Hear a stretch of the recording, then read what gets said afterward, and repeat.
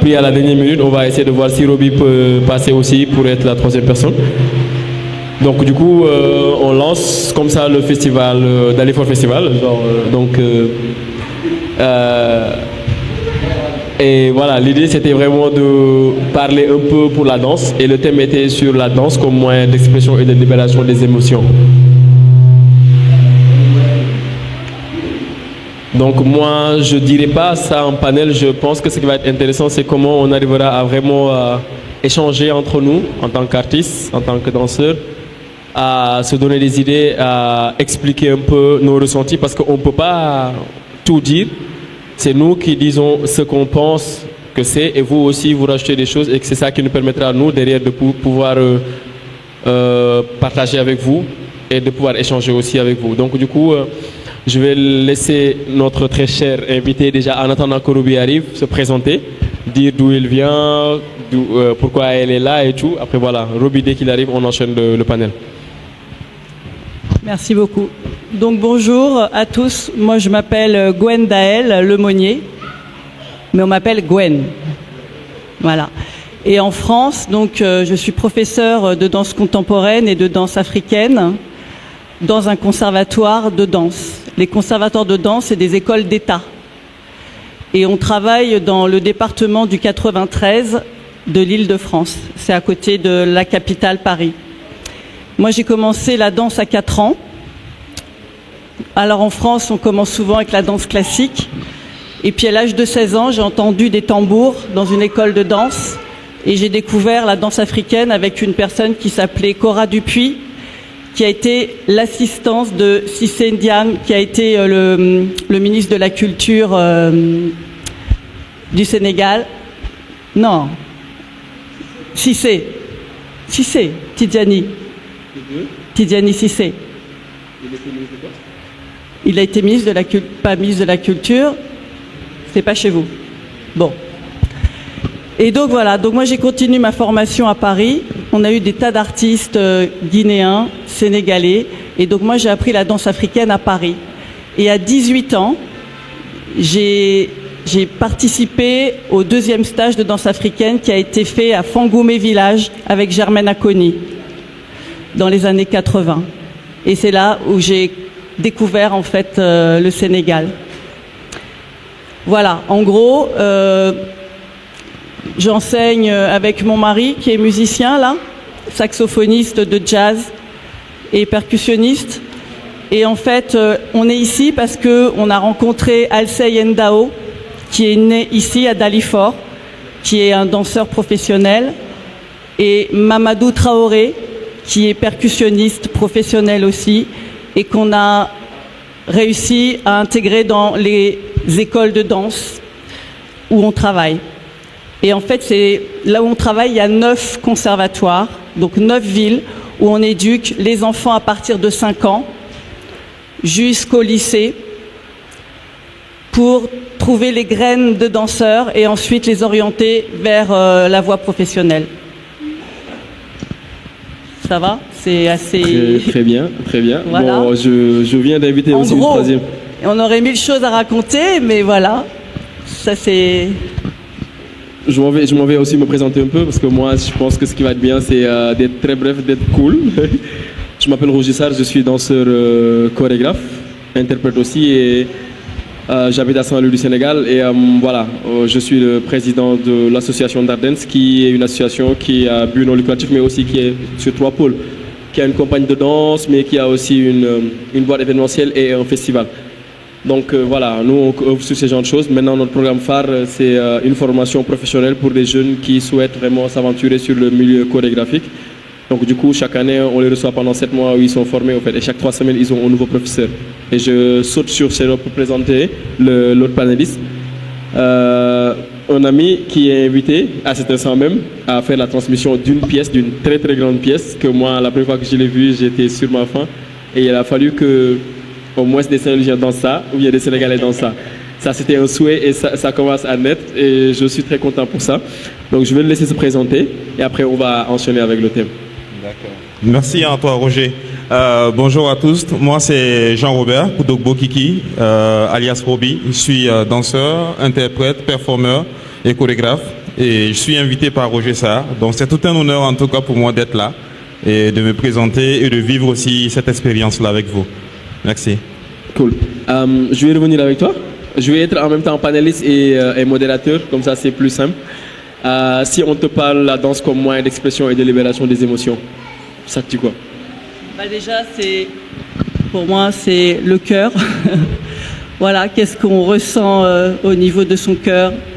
Quel est l'amour qu'on va donner dans sa danse, quelle que soit son idée de danse. Mais d'y croire, de croire dans ses idées, déjà. Et pour ça, l'improvisation est très importante parce que dans l'improvisation, on cherche et il y a des choses qu'on ne comprend pas, puis il y a des choses qu'on va garder. Et il faut y mettre son cœur et son intuition aussi. Et évidemment, toute sa formation qu'on peut avoir, danse africaine, hip-hop, enfin, quelle que soit sa formation, c'est de donner tout son cœur. Elle nous parle d'engagement, elle nous parle de cœur, elle nous parle de vécu et que moi je vais un peu sauter à la question suivante. Est-ce que tu penses qu'on peut danser simplement, sans conviction ni rien du tout, aujourd'hui selon toi? Est-ce que la danse a son sens quand on le danse juste pour danser? Je vais te dire oui, mais en même temps je sais que derrière, même inconsciemment, il y a toujours une conviction derrière en fait. Et après, ça dit que il y a peut-être l'étincelle qui va jaillir, qui va te permettre de te rendre compte et tout. Mais je pense que en âme et conscience, il y a une conviction qui fait que même la maman qui vient d'apprendre que son fils a eu le baccalauréat ou le BPC ou sa fille a obtenu tel diplôme et tout, elle va commencer à danser et tout. Et est-ce que ça, ce n'est pas une conviction? Est-ce que ce n'est pas, en tout cas, un motif ou un leitmotiv, en tout cas, qui te permet de danser? Ok, Gwen, ce qui est intéressant, c'est que dans ta présentation, tu as parlé un peu de danse traditionnelle. Pourquoi? Sénégalaise surtout. Alors, nous, à Paris, on n'a pas beaucoup de danse sabar sénégalaise. On n'a pas beaucoup de cette danse-là. Et moi, de ce que j'ai vu de la danse du sabar, je trouve que c'est une danse magnifique, déjà, mais très complexe, et musicalement aussi. Et je pense que en voyant là ce que je vis actuellement avec le stage d'Alsey, où je leur ai demandé de transmettre un peu la danse sabar, c'est que vraiment, ça s'adresse aussi à des danseurs de haut niveau. Nous, en France, on a beaucoup de danses guinéenne, puisqu'on a eu plein de magnifiques, musicalement, plein de choses. Et donc là, on peut toucher autant des professionnels que des amateurs. Et le Mali aussi, mais un peu moins le Mali. Ce qui est le plus répandu, c'est le Guinée. Moi, j'ai eu la chance d'avoir aussi, on m'a transmis des danses maliennes. Mais quand j'ai appris, moi, à l'époque, il n'y avait pas de portable. Donc, on filmait rien. Donc, j'ai reçu des choses. Et ce qui fait que je ressens la danse africaine, c'est la musique. Et en écoutant les rythmes traditionnels avec les professeurs avec qui j'ai appris à Paris, c'est ça qui m'a formé ma culture de danse africaine. Mais je connais pas tout. En fait, je voulais rebondir, c'est une question plus personnelle. Ce que je veux dire, c'est que ce qui va être intéressant, c'est moi, j'aimerais bien savoir, toi, ton ressenti. Parce que quand tu parles de libération d'émotions, pourquoi tu vas chercher chez la danse africaine, chez les danses africaines en fait, en quelque sorte? Pourquoi? Qu'est-ce qui t'a poussé à aller là-bas? Et qu'est-ce qui est libéré quand tu fais cette pratique? Déjà, c'est la joie. Déjà, il y a beaucoup de joie. Et le travail dans l'énergie, il y a cette histoire de balancer, de sauter. Et en lien toujours à la musique. C'est-à-dire que c'est la musique qui, moi, me porte et qui me stimule. Alors, le lien musique-danse, pour moi, c'est indissociable. Et ça me donne beaucoup d'émotions quand déjà j'arrive à comprendre le rythme. Parce qu'au début, quand j'ai commencé la danse africaine, je disais, ah, elle danse bien celle-ci, mais elle n'a rien compris, elle danse sur le djembé. Je dis, vous avez qu'à m'expliquer qu'il fallait comprendre et danser sur les dum-dum et les sangban et les kenkeni. Voilà. Et quand on entend la polyrythmie, le langage des musiques traditionnelles, en fait, ça ouvre l'esprit. Voilà. Maintenant, au-delà des stéréotypes. Et ça me donne de l'émotion. Au-delà des stéréotypes, parce que la femme blanche qui danse les danses africaines, c'est un peu à la mode, quoi, tu vois, un peu ces derniers temps. C'est pourquoi je te dis exactement, moi, ce qui va être intéressant, c'est comment on rentre même dans ce moyen d'expression, de se dire que c'est des danses qu'une personne peut utiliser, se les approprier et essayer d'en extraire ce que lui, il a envie de chercher comme style au fait en vrai. Mais donc du coup, ça. moi, j'ai envie que toi, peut-être que c'est une question très personnelle, mais comment toi, tu arrives à te dire, c'est ni la danse, la danse contemporaine, c'est ni la danse classique, mais c'est cette danse-là que j'ai envie de pratiquer, et parce que cette danse-là, je me sens libre avec cette danse, j'arrive à être moi avec cette danse, malgré que ça ne soit pas dans mon contrée au fait en vrai. Mais j'ai mis du temps avant d'être libre. C'est-à-dire qu'en Comment ? plus, étant blanche, justement, c'était pas facile. Hein. C'est-à-dire qu'au début, avec les amis africains, il n'y a pas de problème. Mais avec les Européens, mais tu n'es pas africaine, donc tu peux pas danser la danse africaine. Je parle des années 80. Moi, j'ai 60 ans, hein, j'ai pas 25 ans. Voilà. Et donc, pour moi, ce qui est important, c'est de connaître aussi des danses traditionnelles, et je reviens encore sur la musique, parce que pour moi, ce sont des clés.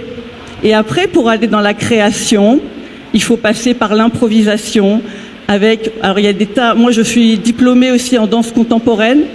J'ai passé mon diplôme d'état de danse contemporaine en 99.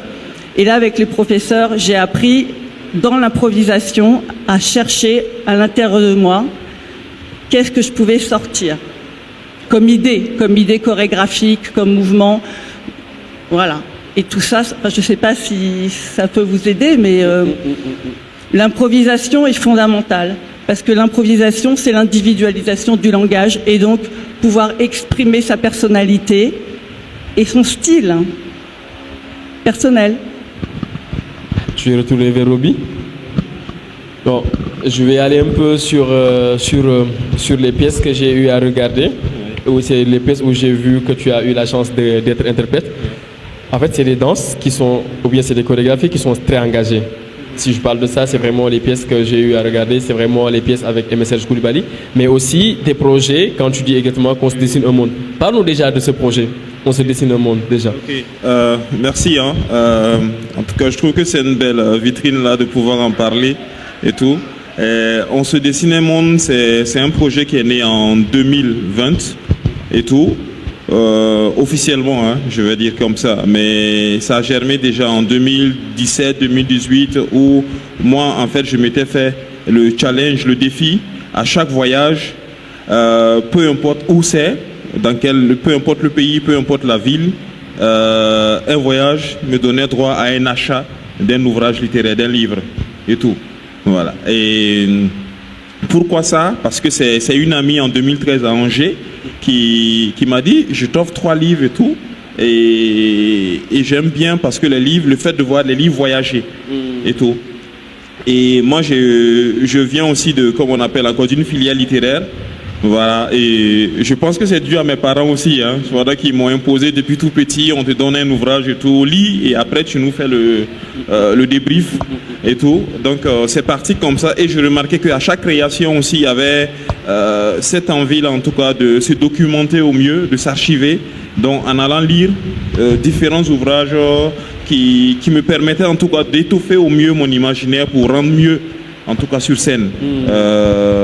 Parce que dans mon élan, en tout cas, d'artiste et d'humain, moi je pense déjà à l'idée même avant de penser au mouvement et tout.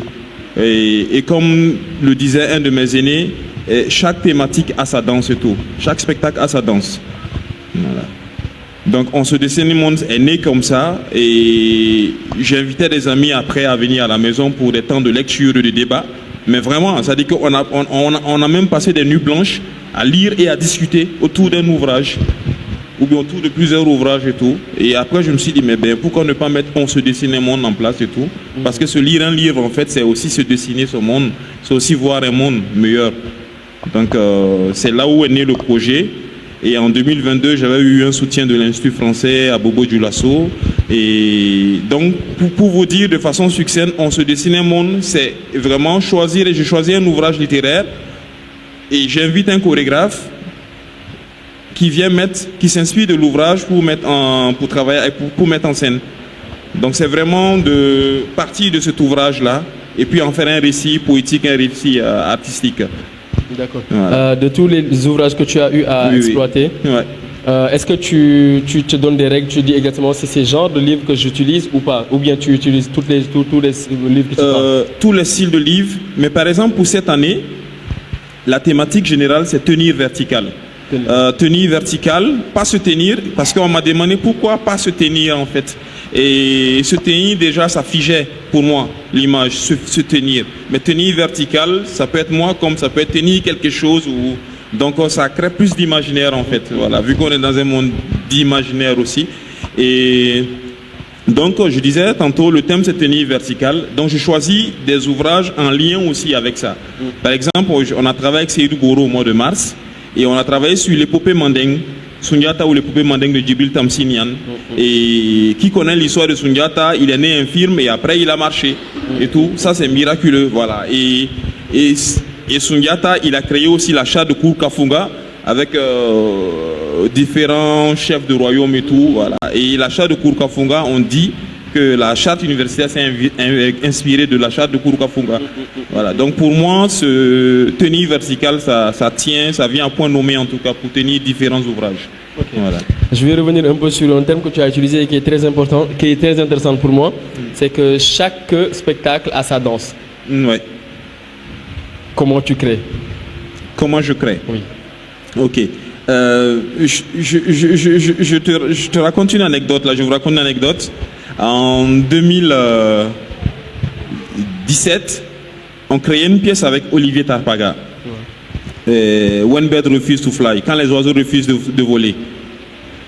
Et comment est-ce qu'on a commencé la pièce? Olivier, il avait envie de rendre hommage à son père qui était un musicien et qui a été dans l'un des orchestres les plus célèbres des années d'indépendance en fait au Burkina, qui était l'orchestre Super Volta, avec de grands musiciens.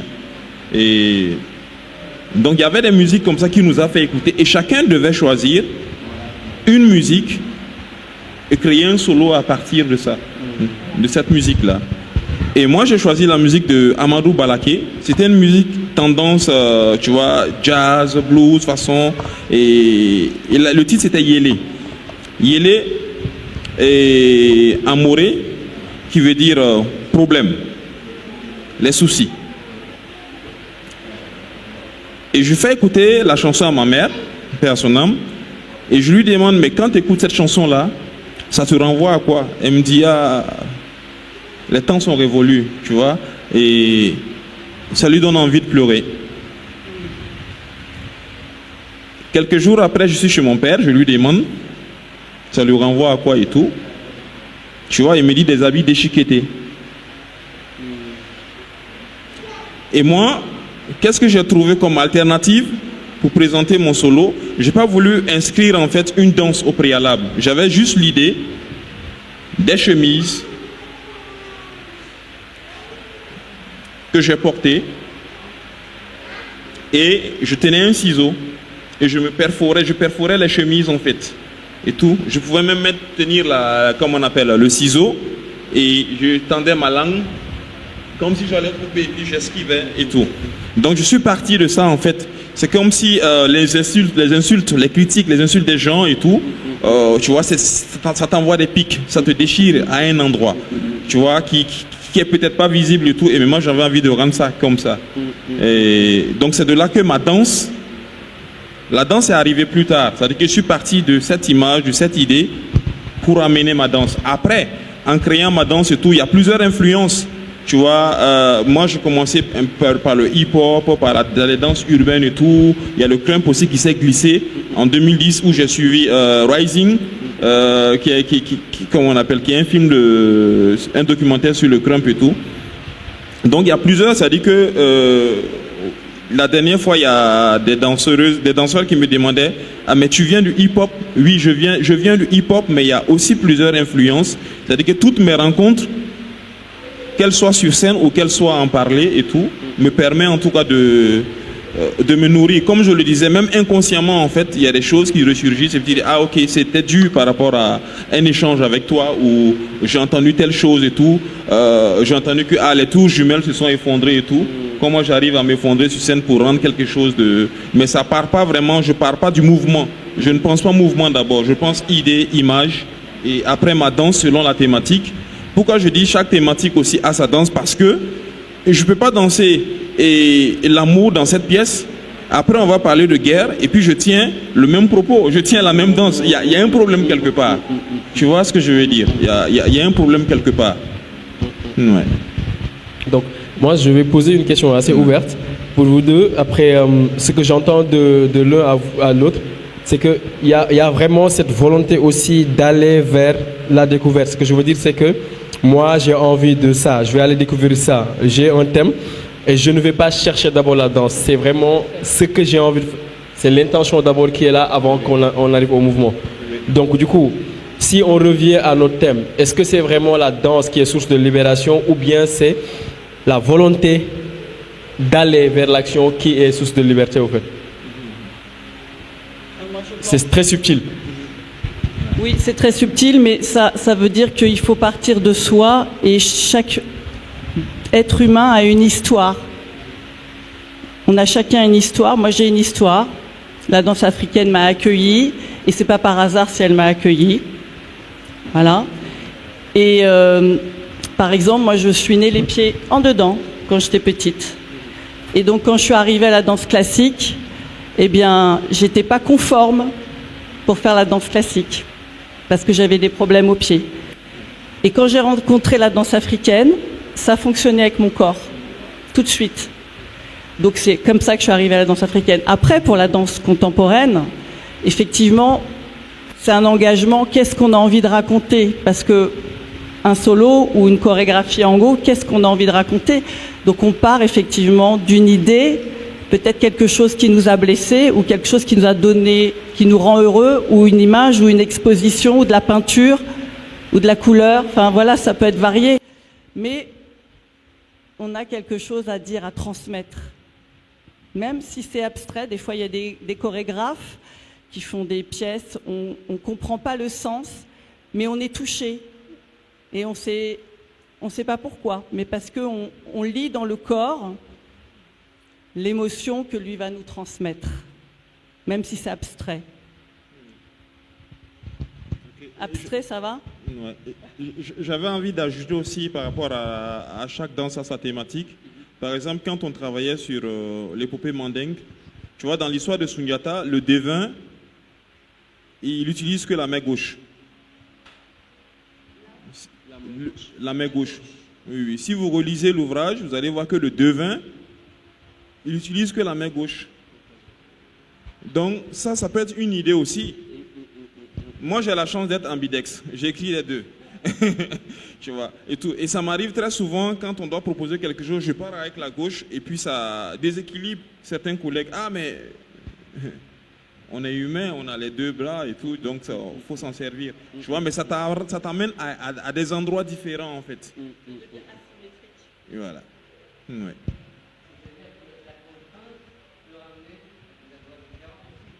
Justement, à des endroits différents. Et il y a une pièce qu'on a Wakat avec Serge Aimé Koulibaly. Et je jouais le rôle d'un blessé de guerre. Et j'avais, pendant les recherches, je tenais une boule. Tu vois, des boules qu'on prend pour faire des exercices et tout, je tenais. C'était une boule d'1 kilo. Tu vois, je tenais et puis je dansais avec. Tu vois, et la boule pour moi, c'était comme une sorte de grenade que je tenais, tu vois, et tout. Comme le fou, en fait, du village, mais ça veut dire que c'est un fou qui a eu à faire la guerre et puis qui est toujours sous la hantise, en fait, de ce souvenir-là. Des guerres qu'il a eu et puis des amis qu'il a eu qui ne sont plus. Et tout. Mais sauf que plus tard, quand on a commencé à jouer la pièce, la première, je me pète le poignet et le doigt. À la première. Et on avait 6 dates à faire. Mais j'ai joué avec une attelle et tout. Et, mais tu vois, j'ai joué, c'est comme s'il y avait une sorte de prémonition ou je sais pas quoi, en tout cas, qui m'a rattrapé à un endroit. Mais ça m'a permis d'être plus fort.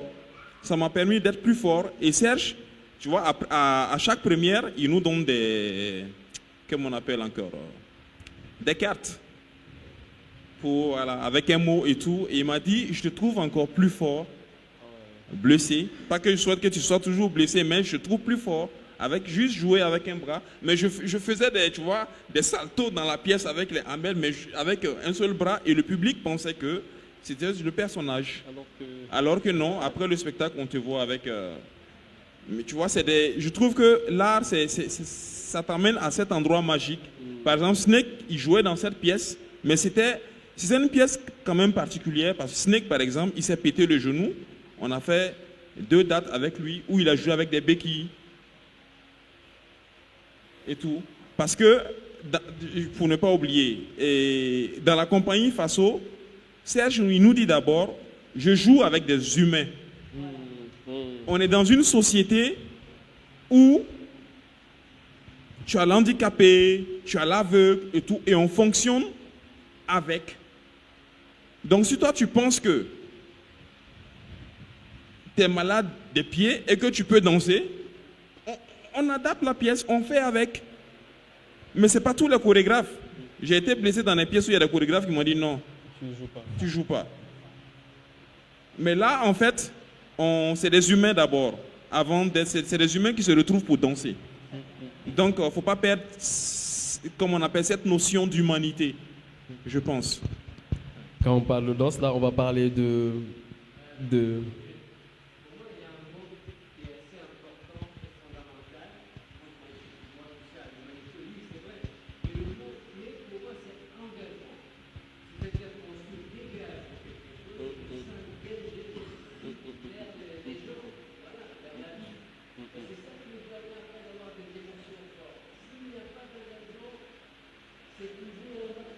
Non, je suis d'avis. Tu sais, au Burkina, quand on a joué cette pièce, et le lendemain, on avait des échanges avec des danseurs en formation. Il y a un danseur qui m'a dit, tu sais, j'ai pleuré quand je t'ai vu danser et avec une attelle au bras et tout. Comment tu arrives à danser en ayant mal? Je lui dis, moi, j'ai pas mal. J'ai qu'un bras qui a mal. C'est qu'une partie de moi, c'est pas... voilà.